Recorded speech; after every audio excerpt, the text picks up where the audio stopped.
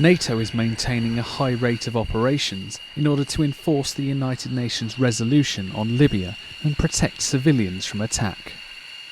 One of the main bases for this operation lies on the eastern side of the island of Sicily.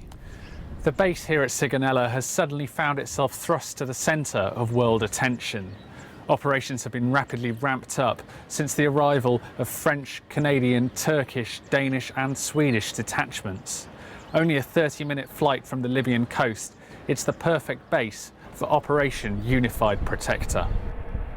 Nearly 3 weeks after the alliance took control of the operation, almost 3,000 missions have been flown, half of them strike missions aiming to degrade the ability of Gaddafi's forces to attack civilians. It's going extremely well.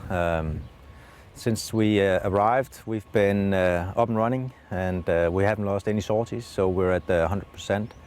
Everybody's working really hard. I'm really proud of my unit that they've taken up this challenge with the, let's just call it a rapid deployment. With so many different nations coming together at short notice on the base, it's impressive to see how easily they've been able to integrate the new detachments.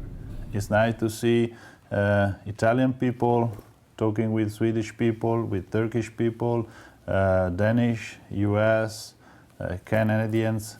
And everything seems to be very easy, but there is a big job behind everything.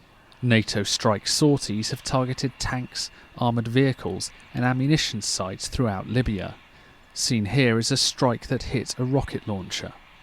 But with a complicated situation on the ground, as Gaddafi forces and opposition fighters battle back and forth, pilots have to be extremely careful in how they use the weapons which are available.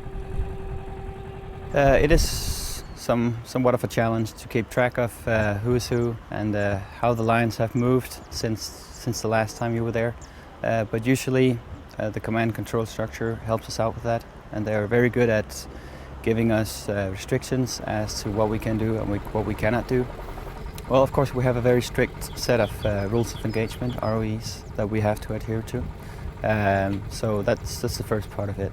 Once we've identified a target that is a valid military target and we are cleared to engage it by higher command, we go through a number of checklists to make sure that the weapon is aligned correctly, powered on, has the correct coordinates to where it has to go, that the laser on the aircraft is working properly, that it has the correct code, and then we're ready to release the weapon. Once it's off the airplane itself, it's just a matter of accuracy about putting the lasers in the correct spot.